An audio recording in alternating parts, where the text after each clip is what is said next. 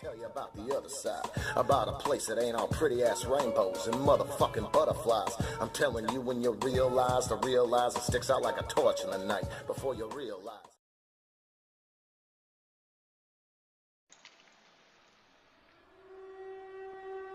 While it's vividly apparent that right now you're getting ready to transition into a phase of complete chaos, not only in this country, but all over the rest of the planet, it's become evident that it's time to start preparing for the worst.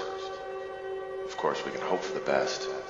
Sometimes when all the information is presented and put together like the puzzle that the mainstream media has attempted to create, we have no other choice but once the puzzle pieces come together, but to realize the picture that's been put in front of us. We need to think about taking measures to protect ourselves, protect our families, protect our friends. We need to stock away food, supplies, equipment. We need to secure a place of safety, rural place, because the inner cities are going to be it's just going to be absolute mayhem. Once all the food flies off the shelves and fresh water isn't so readily available, chaos is going to reign. So we watch all of these things happen.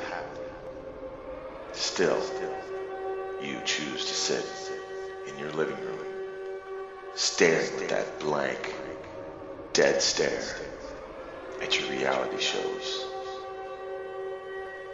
at your dummy box,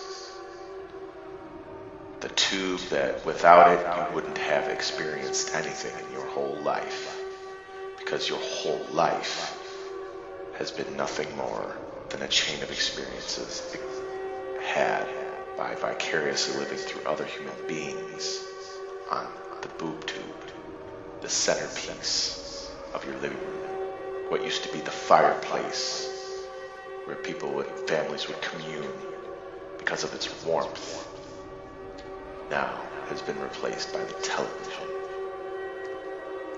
Because this television shows you nothing more than what you want to watch and want to see, makes you comfortable, makes you not have to think.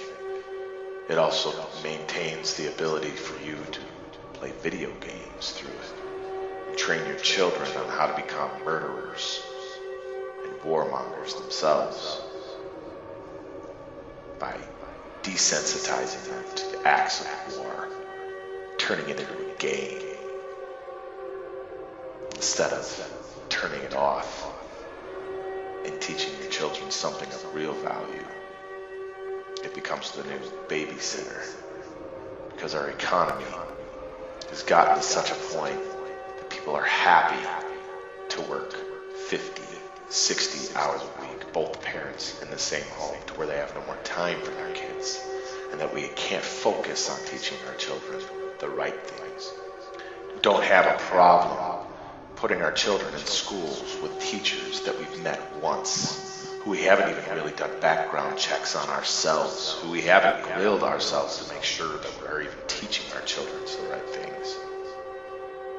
It's like a daycare center, and we expect them to care about our kids when our child is one of 20 in a classroom. But you met the teacher once, and you let your child go there. You assume they're being taught all the things you would teach them because you're too busy, because you need to have that new car. You need to have the new iPhone. You need to have that MacBook Air. You need to have that white picket fence and that 4-bedroom house and that perfect lawn. You need to have those vacations.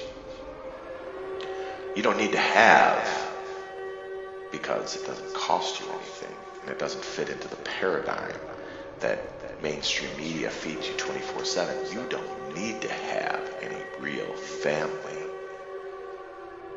You don't need to have any real spirituality. You don't really care if your child learns what they should learn. you don't really care. You don't have the time to focus on it. So instead, you can accept the byproduct of your choices because you've decided to sit on that couch and experience life through the television.